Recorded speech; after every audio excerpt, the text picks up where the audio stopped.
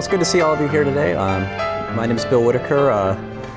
I first became aware that the mills were here. I first became aware of the mills here. Is that? 1 minute louder? Oh, okay, I'll have to shout a little bit better. I first became aware of the mills about 6 months ago. I had no idea that these mills were here or anything about this area until we started doing the survey up at Edgewater Park last fall. And as part of that survey, I had to do a fair amount of research into the neighboring structures and the history of the area.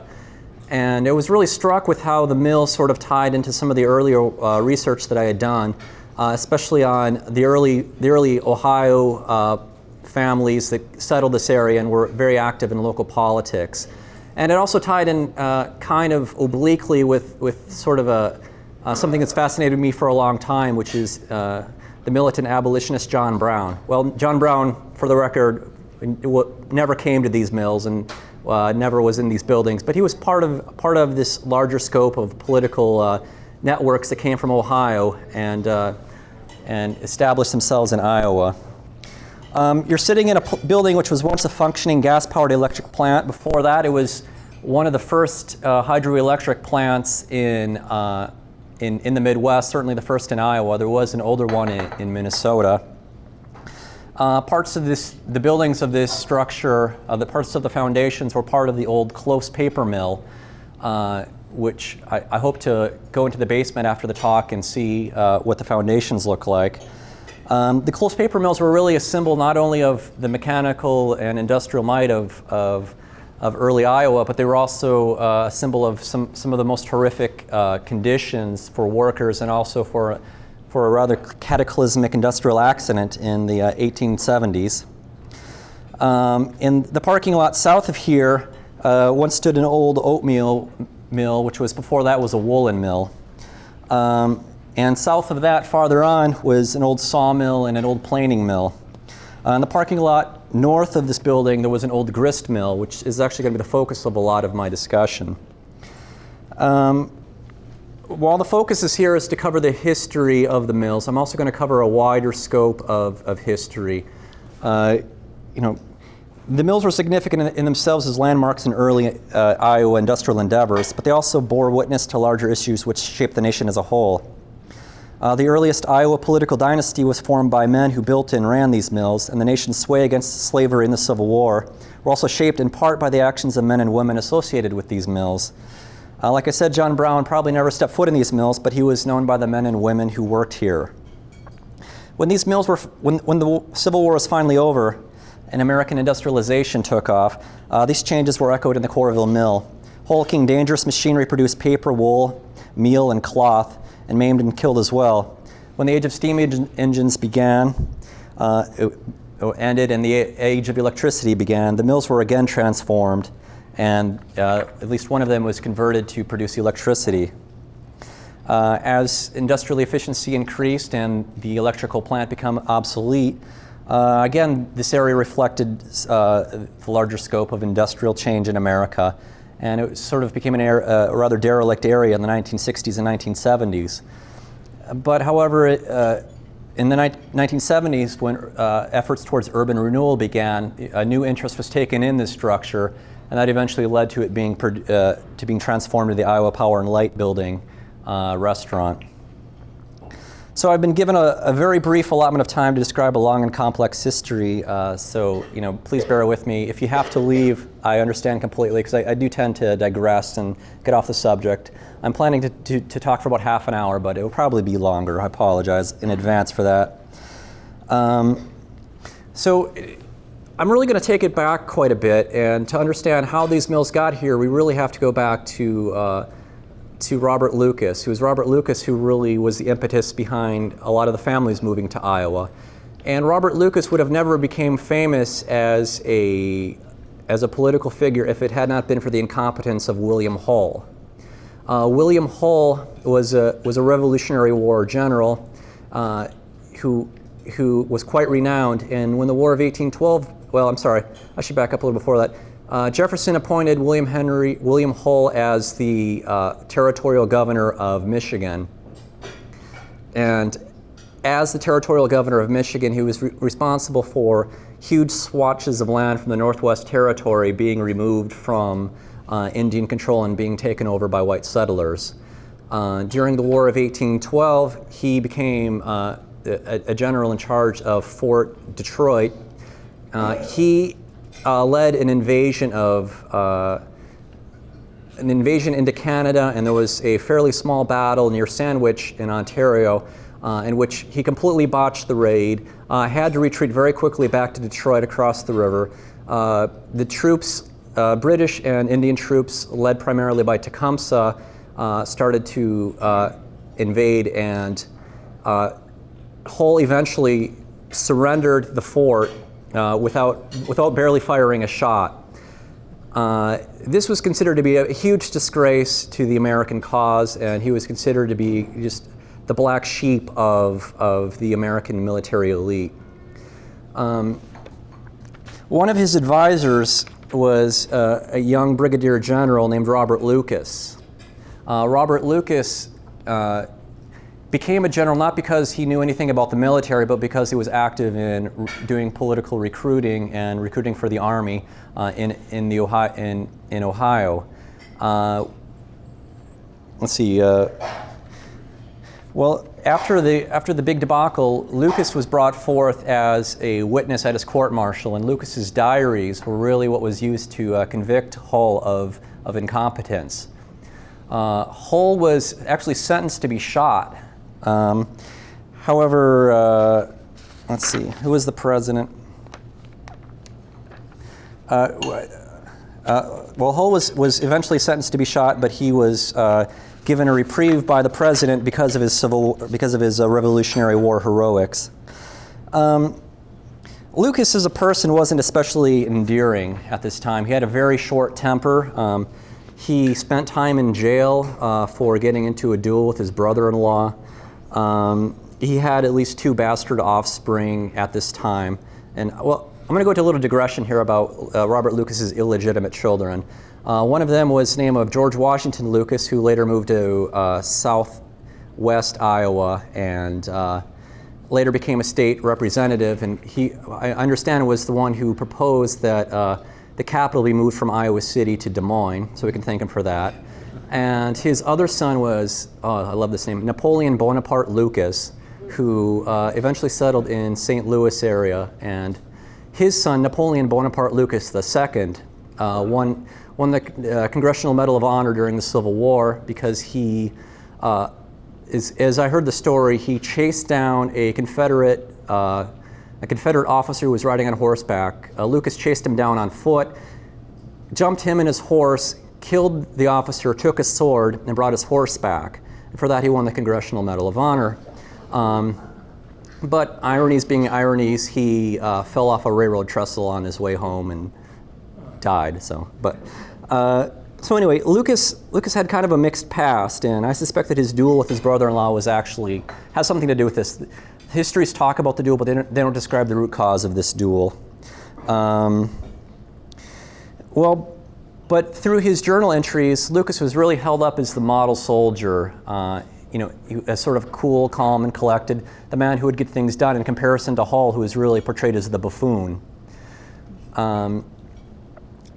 So Lucas was transformed by his interactions with Hull, but somebody else was also transformed by interacting with William Hull, and that was a man named John Brown. John Brown's father, Owen Brown, was a cattle broker for Hull's troops during the War of 1812, and he supplied Hull's troops with supplies during the war. He had his young son, John, who was 12 years old at the time. He would run herds of cattle through the Michigan wilderness to Hull's troops. And it was actually during one of these events that John Brown really became radicalized. As a 12-year-old boy who's running this herd of cattle through the Michigan wilderness, and he stopped to stay with a local farmer and stayed at his cabin. While he was there, he befriended a young slave of this cabin owner, and the owner of the cabin was very kind to John Brown, but he was not very kind to his slave, and he would mercilessly beat his slave, and he would also John Brown later said that the slave was also basically being starved to death. And this really infuriated John even as a boy, and he says in his later works this is what really radicalized him in his opposition to slavery. It also says that John Brown was well known to the officers of William Hull and presumably then Robert Lucas. That's not to say that they were good friends or anything, but they certainly knew of each other. After the war, both Brown and Lucas returned to their lives in Ohio. Let's see. They probably never met again, but they traveled in the same political circles. Lucas really stayed at the calm center of early Ohio politics, down at his farm, Friendly Grove, in which people from all over the region would come and stay with him and his wife, Friendly. Lucas rose through the political system with his charm and savvy, eventually made it the Iowa State House, and then eventually became the governor of Ohio. However, John Brown, living in the northern part of the state near Cleveland, he really floundered. He drifted into poverty. He drifted into bankruptcy several times. He failed at several business ventures as a tanner and as a wool merchant. His conviction and outspoken opposition to slavery slowly consumed him. Lucas's temper brought him renown. He was well known because during his reign as governor, he almost brought Ohio to war with Michigan over the boundaries. Each state called out their militias and they all marched up there. And this actually explains why if you look at a map of Michigan, it's got that crooked boundary. It's not straight across. It's a complex legal system, but eventually that's how the issue was resolved. And basically there was a fight over Toledo because Toledo was supposed to be the big center of the Northwest at the time. Well, it didn't really happen, but and this actually brought Lucas a great deal of prestige and fame. In contrast, John Brown's short temper didn't do nearly as well for him. Even among the radical anti-slavery crowds in Ohio, he was considered to be pretty much an inflexible zealot. Both Lucas and Brown had to deal with the slowly burgeoning anti-slavery movement in Ohio. Lucas was the son of a slave owner. He was the son of a Quaker, although he himself converted to Methodism. But he was a pragmatist, and he knew he had to deal with slavery. And he was on paper as being opposed to slavery, but he didn't actually do much about it. And this is also true when he came to Iowa later. And his opposition really varied depending upon the political gains he could obtain from it. He did have some political connections with people who were involved in the Underground Railroad in southern Ohio, but he was never involved with the Underground Railroad and had nothing to do with it. He never participated in it. He never endorsed it, as far as I could tell. Brown, on the other hand, was never a pragmatist. He certainly wasn't a politician, and he was interested in ending slavery no matter what. He courted financial and political support of ardent abolitionists and also of existentialists. He was fairly active in the northern end of the Underground Railroad. He also became well known and acquainted with abolitionist Quaker families in northern Ohio and central Ohio. And he was probably familiar with the numerous interconnected Underground Railroad societies near Cincinnati, such as the Neels Creek Anti-Slavery Society. Although John Brown himself was working in the Cleveland area, his father, Owen, was involved in the Lane Seminary debates in 1832. Lane Seminary is in Cincinnati. The school tried to prohibit anti-slavery activism and anti-slavery discussions. John Brown became involved in this debate, and it led to a big rupture amongst the Cincinnati folk as to whether you're pro-slavery or anti-slavery. And it was from this that a number of schools started in the Cincinnati area that promoted coeducation. Among these was the Lutheran College, which was founded by members of the Neels Creek Society. So Neels Creek was active in Oxford, Ohio, and Lancashire, Indiana, just across the border. Among the founding members of the Lutheran College was the Hoyt brothers, Lyman and Walter Hoyt. Walter was in business with Robert Finkbein at the time. You probably all recognize that name. Who was active in Ohio politics. And I believe, although we have members of the Clark who can confirm or deny this, but he apparently had business connections with Ezekiel Clark at this time. Clark would later be a business partner of both Sam Kirkwood, who at the time was an Ohio legislator, and Kirkwood was in turn a political ally of Robert Lucas. So all these families were interconnected by business interest. They would eventually encourage their families to intermarry, and most of these families later joined the Methodist Episcopal Church. When Robert Lucas was appointed territorial governor of the new Iowa Territory in 1838, a new political world opened up for all these families in Iowa. When Iowa City was declared the territorial capital in 1839, the area around here was quickly flooded by settlers. Lucas himself purchased a huge part of Iowa City, just south of town, the area south of what is now Kirkwood Avenue. He owned about a square mile down there. He would later sell this land to his family and to his political cronies. And so on the same street you would have Clarks, Kirkwoods, Hoyts, and Borlands. All of these families, all from Ohio, would live in this tight little area near Kirkwoods, near Lucas's retirement home, Plum Grove, which I'm sure you're quite familiar with.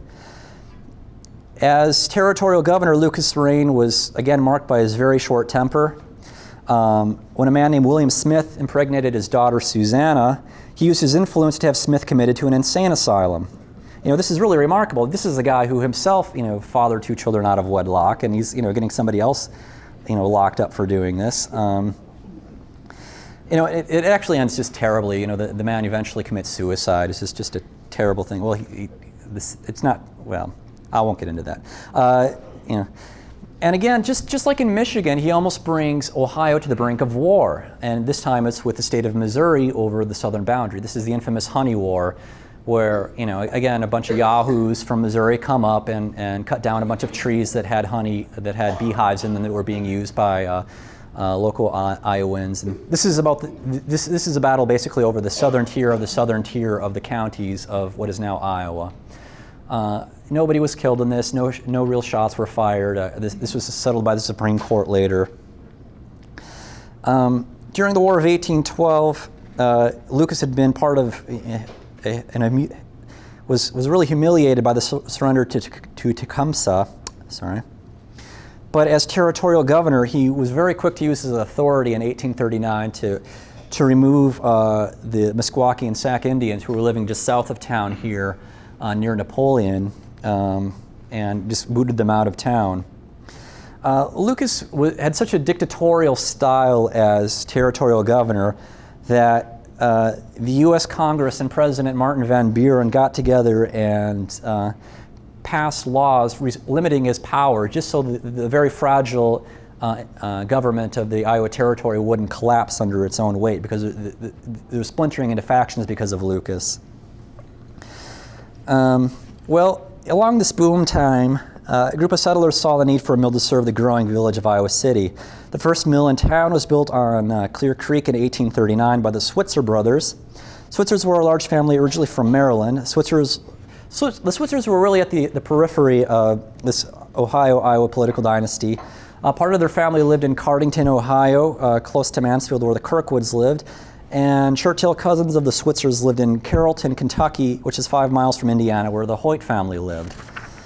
So I have no links to them in Ohio, but geographically there's a lot of coincidences in where they live and where they all wind up in Iowa. David, Jonah, and Joshua Switzer were in Iowa by 1838.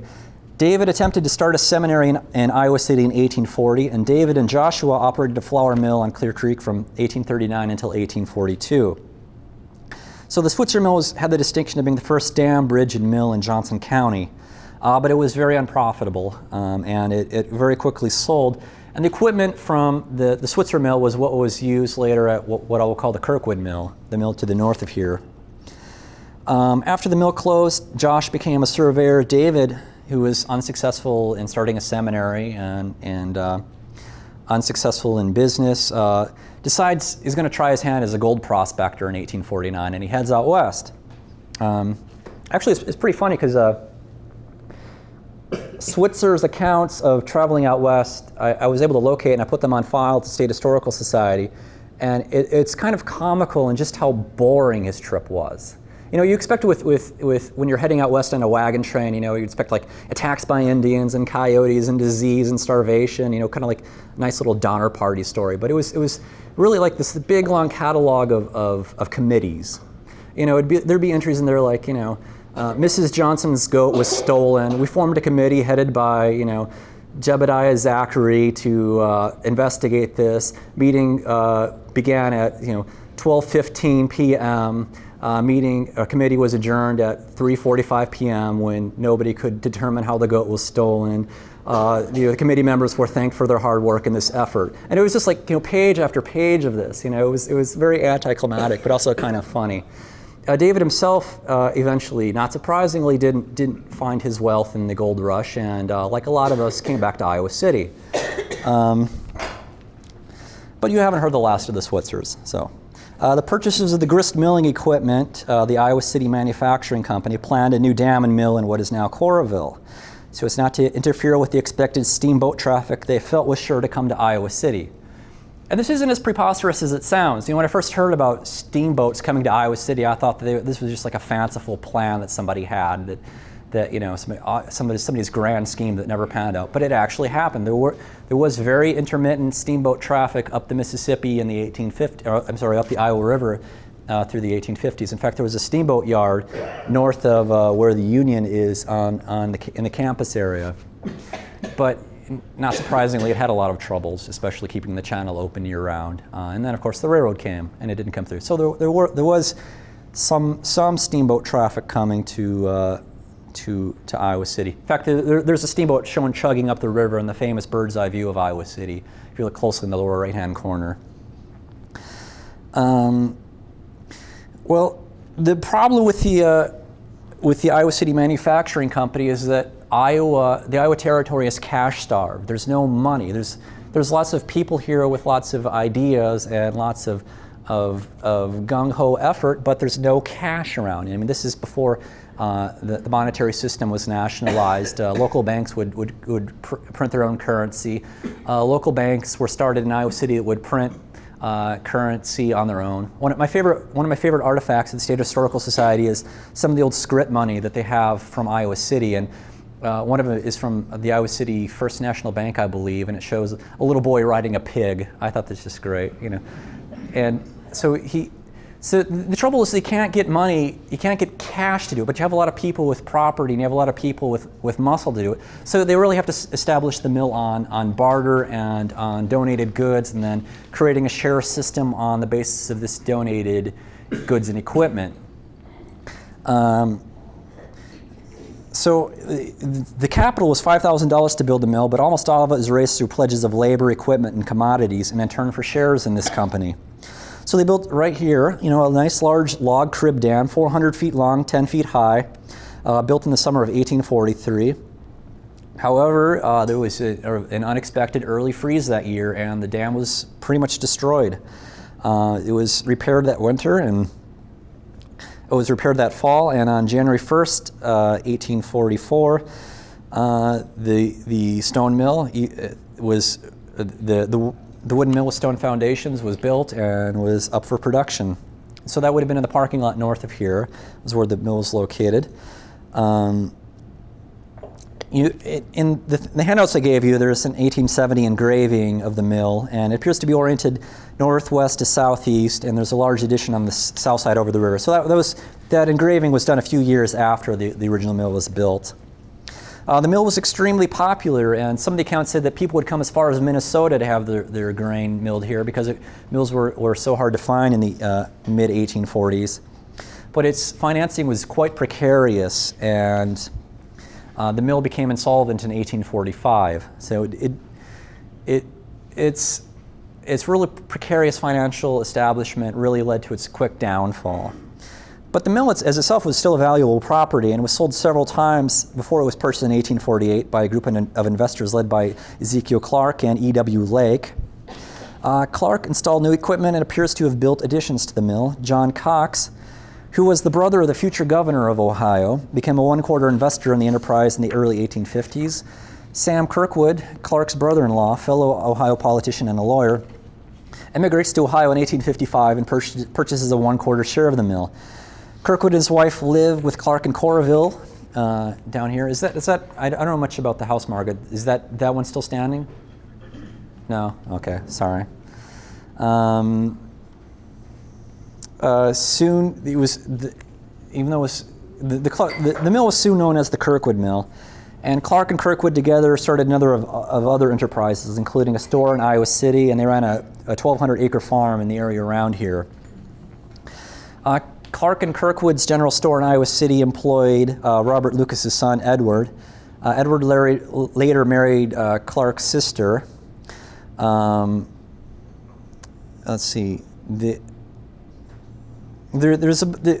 I was just discussing over here with the descendants of Ezekiel Clark about the relationship between all the different Clark families, and it's extremely confusing. There's about 5 different Clark families who all come from Ohio at the same time and all wind up in Iowa City. And it's very difficult to pull out if they're actually related or not. So I don't know if they're related, but there was another Clark family. There's several other Clark families in town, including the family of William Penn Clark, who was a well-known Cincinnati newspaperman and an abolitionist in Ohio, who later became actively involved in the Underground Railroad in Iowa. And also William A. Clark, who was a business partner of John Borland and Walter A. Hoyt in Ohio. So, and it gets more confusing. Okay, it's during this time, I'm going to bring back John Brown, because I like trying to pull him in here, and no matter how big of a stretch it is, but it's not too far of a stretch. During this time, John Brown's father, Owen, became involved in the anti-slavery movement and the anti-slavery debates up at Oberlin College near Cleveland.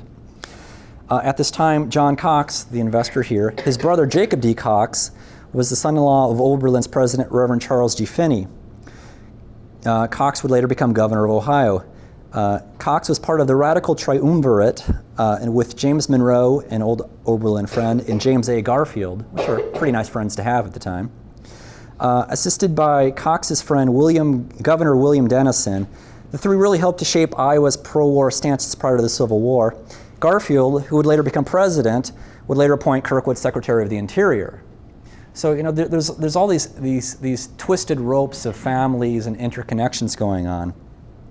So the one thing to really pull from this is the Clark, the Hoyt, the Finkbein, the Cox, the Kirkwood, and Lucas families. They're all interconnected, and these interconnections didn't begin in Iowa. They really began in Ohio.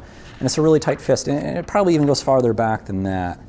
At times I've even tried mapping this out. Like I would put down families, and I'd start drawing lines of connections, and it just became this ugly spider web.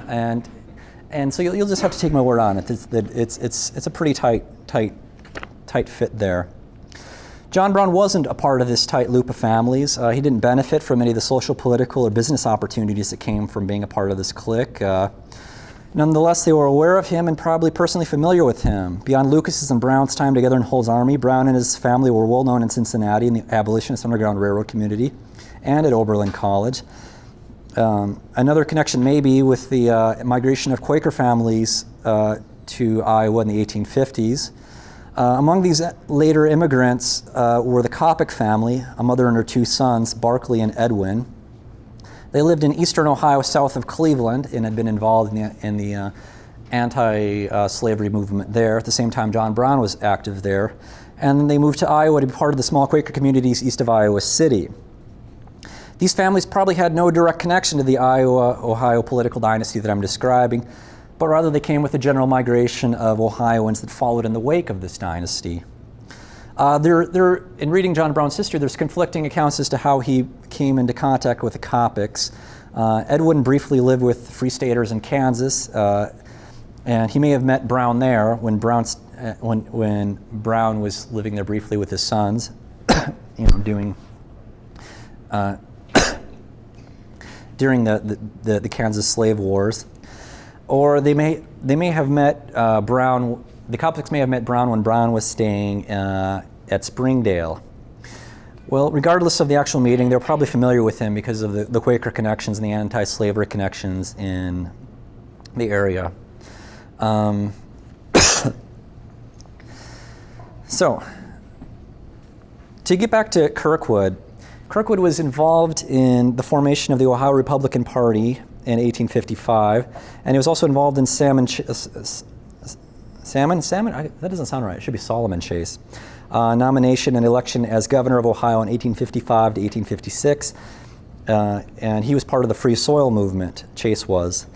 Now a Miller, Kirkwood, when he comes to Iowa, says he's going to leave his political life behind. I think he's lying through his teeth. He had no intention of leaving political life because very quickly, as soon as the first meeting of the Iowa Republican Party is announced, he's there.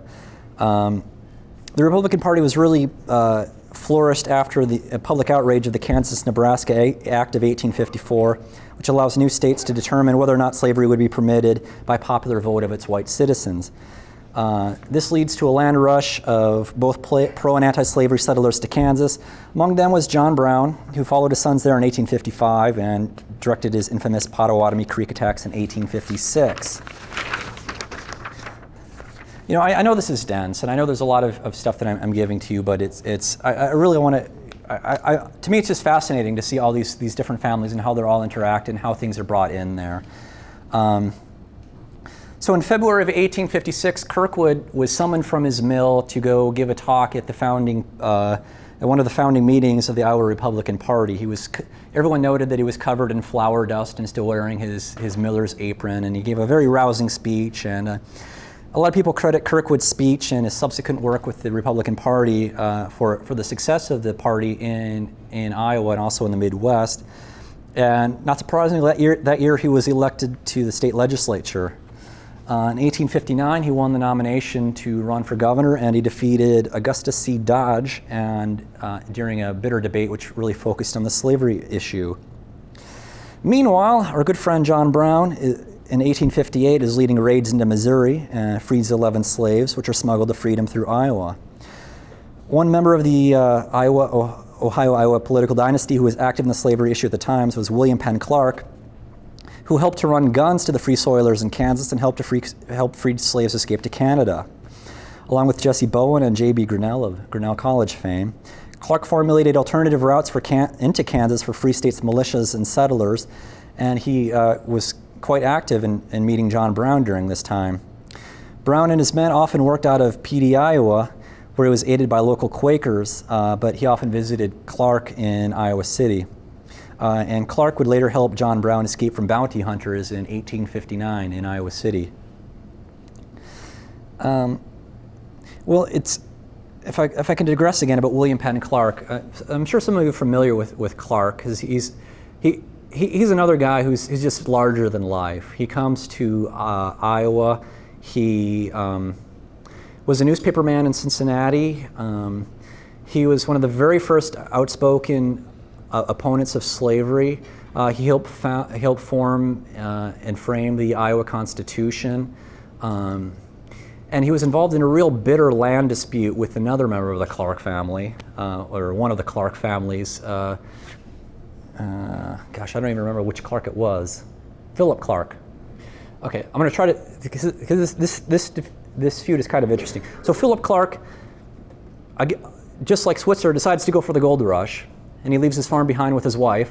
His wife divorces him and tries to get rid of all the property because I guess she was looking forward to the time of him leaving and couldn't wait for it to happen. So she tries to get rid of all of his property. Then she hires William Penn Clark to be her attorney. William Penn Clark then hires encourages a man to be to be a squatter on Philip Clark's property while Philip Clark is at the gold rush. Philip Clark comes back, demands this man gets off his property. A big feud ensues. Shots are fired. The barn is burned down. An angry mob is formed, and they grab this squatter. And according to the official accounts, he commits suicide by jumping off a bridge into the Iowa River with his hands tied behind his back. And an inquest is led into this debate, and part of the inquest is led by William Penn Clark, a clear and obvious conflict of interest. And he was actually the prosecutor of this, which is in and of itself is a clear conflict of interest. Amongst the defendants in this mob was our dear friend Captain Irish, who the road is named after. And this was, eventually, none of these prosecutions went forward. All these people were acquitted. And William Penn Clark kind of had to fear for his life for a while, but because of his well-known activity in the Republican Party, he soon came back to national prominence. So he's one of these, just his life story is just really fascinating. I wish I could talk more about him. So back to Plum Grove, the old Governor Lucas's house. At about this time in 1859, it was sold to the family of Walter and Louisa Hoyt. This is the family that had been involved with the Eleutherian College and the Underground Railroad in Cincinnati. Robert Lucas had died previously in 1853. Hoyt was a business partner with John Borland, who another well-connected Ohioan and a closely associated of the Kirkwood and Finkbines in Ohio. The Hoyts would later marry their daughter Addie into the Finkbine family, and their daughter Eleanor would, interesting person, would later marry Charles Chisholm Brainerd, who I believe was related to Nathan Hoyt Brainerd, who also came from Central Ohio and was one of the earliest editors of the Iowa Weekly Republican. Eleanor is a really fascinating person, and I'd like to talk more about her. Maybe I can. If we have time later, I can talk more about her. But she became a newspaper reporter, a newspaper editor. She was possibly the first fashion editor in America. She obtained a master's degree from a college in Cincinnati.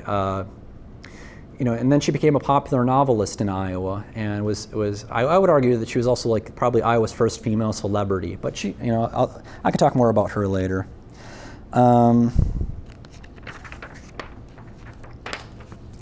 So after Kirk was elected governor, the Iowa-Ohio political establishment again intersects with John Brown. In 1860, Kirkwood's first year in office, John Brown took matters into his own hands, and accompanied by a gang of militants, Barclay and Edwin Coppock among them, attacks Harper's Ferry. That's not right, Harper's Ferry? Okay, Harper's Ferry, okay. I'm confusing with the, never mind. Fort Sumter, Harper's, okay. Brown's desire was to use the weapons he would steal from Harper's Ferry to trigger a widespread revolt against slavery. While his immediate goals were not met, in many ways he was successful because this is one of the many catalysts of the Civil War. Kirkwood, as governor, was clearly on the side of the militant abolitionists. After the raid, Edwin Coppock was captured and hung, but Barclay fled home to Iowa. And Kirkwood refuses to accept the extradition papers from Virginia to return Barclay to stand trial in Virginia. And Kirkwood allows Coppock to escape from this. And Coppock is another tragic figure who dies in the Civil War. I think he was also involved in a train death too. But so during the Civil War, Kirkwood gains national attention for his efforts to secure soldiers and supplies for the Army. After he leaves office in 1864, Kirkwood moves to a new brick house in Wyoming Road in Iowa City, right by Plum Grove, and he starts to practice the law. At about this time, Kirkwood sold his share of the mill, part of it to his brother William Kirkwood, and part of it to Valentine Miller. In 1865 to 1867, he serves in the U.S. Senate. In 1866, an interesting event occurs, and a famous geologist, Louis Agassiz, visits the site of this dam and states that the bedrock was formed from an ancient coral reef. And Miller changes the name of the mill to the Coral Mill, but it doesn't take hold. It's still known as the Kirkwood Mill for quite a while. However, the name is adopted by Coralville, which is where the town name comes from. In 1873, the original mill burns to the ground. After the original wooden Kirkwood mill burns, it was rebuilt by William Kirkwood and Valentine Miller for $19,000, made of brick on a stone foundation, and then it was called the Coral Mill. The location is shown on the 1900 plat map, which I think is the last page, and several photographs of the mill survive. While the materials from the original mill may have been reused, the orientation suggests that they differ from the earlier mill, with the new axis oriented northeast to southwest. Judging from maps, it may appear that the new mill was constructed slightly to the east of the old mill, onto the dam's earthen embankment. Although neither map is really detailed enough to show exactly where they're at. In 1875, Sam Kirkwood regains the controlling interest in the flour mill. In 1875, he was elected, reportedly against his will, to be governor again. And again, when he says he's reluctant to be elected governor, you got to take it with a grain of salt. Actually, there's an image of a cigar wrapper from one of Kirkwood's re-elections that I found on the internet.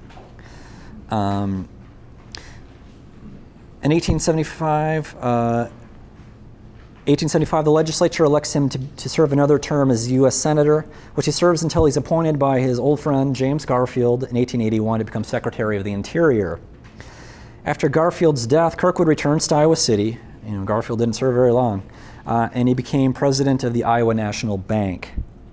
The bank's co-president was Ezekiel Clark. The executive cashier was T.J. Cox, son of John H. Cox, who was the brother of the governor of Ohio. The head cashier would later be Jacob Switzer, the family who supplied the original equipment. Switzer's job, I think, is really a reward for his loyalty to the party. His family's been serving his family for a long time. As a bookkeeper, he's not very good. He flunks out of the University of Iowa. It takes him several years of taking remedial courses to get into Iowa, and then he flunks out after 1 year. Then he goes to Madison, Wisconsin. He takes a bookkeeping course here. Then he comes back to Iowa and becomes appointed the county clerk. And he serves out one term, and then after that, Kirkwood works at another bank, and then Kirkwood appoints him as the head cashier of the bank here. And more than that, he's also allowed to purchase the Plum Grove from the Hoyts, who have since moved to Des Moines to follow the to follow the Finkbeins, who have since moved to Des Moines. The Finkbeins start Green Bay Lumber Company, and they later give money to the golf course out here. So it's really a tangled web, So Kirkwood dies in 1894. Valentine Miller controls the mill. After 1894, I know less about the mill than before that period, probably because as an archaeologist I was more interested in the structures that are gone than in the structures that are here. But I can give you a brief history of some of the mills. South of here, in this where the structure is now, the Close family, 3 brothers and their son, constructed a paper mill in 1865. This mill converts straw and wheat stems into paper by boiling it under pressure into a soft pulp, and rag beaters then purifies the pulp, which can be processed into a coarse paper, which is used for boxboard and for brown paper wrappings. So that's what was going on at this spot in the 1860s and 1870s. In 1883, County History of Johnson County gives a detailed description of the mill, and it really shows that this mill was really just a place of drudgery and danger. It ran 2 paper machines, 11 beating engines, and 4 pulping tanks. Its manual force was 30 men and women, divided into 2 gangs, each 12 hours on and 12 hours off. It stops only at 12 o'clock each Saturday night to start again at 12 each Sunday night. The week saw no pause in the ponderous and interesting machinery. Its product was 6 tons of paper every 24 hours, ready for shipping, and every bale left its doors with a freight car upon a track immediately in front, which carried it to all the markets. It should be borne in mind that the machinery was run by water power. Steam was only used for cooking and chemical purposes. The engines named were not steam engines, but were huge beating machines employed in purifying the pulp. The straw is pulped by the use of chemicals, lime and acids, muriatic and sulfuric. Well, disaster strikes at this mill on July 23rd, 1875 at 9 p.m. The first shift, which was tired from 9 hours of work and has 3 more hours to go before their shift is up, they're at their stations, and one of the pressurized cooking tanks erupted while steam was being released. And this thing weighs 6,000 pounds when it's fully loaded, and it shoots straight through the roof of the mill. And one person said it looked no larger than a flour barrel as it shot up into the sky. And it crashes into the Iowa River right down here next to the mill. The 3 other tanks, all of them pressurized, they all immediately explode. The explosion of searing steam demolishes half of the walls of the mill, and there's a plan in there of the mill at the time of the explosion. 6 men are killed instantly by the explosion, 4 of them launched out of the building. In 1883, account described it this way. The shock was felt in the city as a distant and very heavy blast, the concussions being quite perceptible, and the noises being merged into one roar. Those nearer to the scene say there were 4 distinct explosions, which was doubtless the case. As the mass was lifted into the air, witnesses speak of it all looking red, as if a flame below reflected from it. Tank number 3 was noted in flight by many. Mr. Thomas Curry saw Herman Betchel's body in the air when it looked no larger than a common hat. Thomas Gilmore was blown hundreds of feet into the air and struck the ground in front of the flour mill, 100 feet north of the paper mill. His pitchfork and lantern made the dread journey and were found with him. Walter Sinton was blown into the air and fell 70 yards from the mill, west across the street. striking and piercing the roof of a paint factory in the second story of Statler's wagon factory.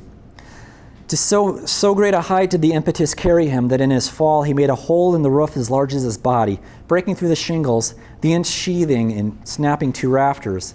His body was not found until the hole in the roof was seen the next morning. Joseph Smalley lay in the angle made by the small south wall in the partition between the east and west engine room and the tank room, in an almost direct line east of Tank 4, and with the tank on top of him. He was literally cooked with the steam and hot liquor of the tank. Herman Betchel was blown west and struck the ground 500 feet from the mill. His head struck first and dented the hard soil 6 inches, and then bounded 8 feet. Falling rapidly upon the explosion came the clattering of a horse ridden madly into town. The rider passed through the streets crying the calamity aloud, and in a few minutes the road to the disaster was turned into a panting, pulsating artery of human sympathy. Well, it's interesting reading the aftermath of this because there's no formal investigation done as to the causes of this or what the conditions are like. There's a lot of speculation as to, well, what was going on when it happened? Was it actually a chemical explosion or was it just a steam explosion? But nobody addresses the bigger issues, is the safety of the place, the working conditions that are there. These are issues that won't be addressed for quite a long time in American industrial society. The mill was rebuilt about 2 years later, and farther south of here, just south of here, a woolen mill was erected in 1866, 1867.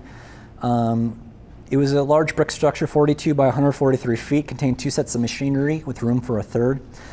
At its peak, it produced 10,000 yards of fabric per month and produced jeans, flannels, blankets, and yarn.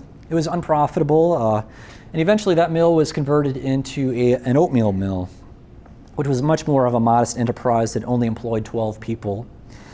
It's hard to tell when that mill was demolished because the written report said that it was demolished in 1911 or 1912, but it's clearly shown in a 1915 photograph of this dam being reconstructed. So I don't really know when it was demolished. Then there was the wood mill and the planing mill, both built in 1869, and the sawmill built in 1871.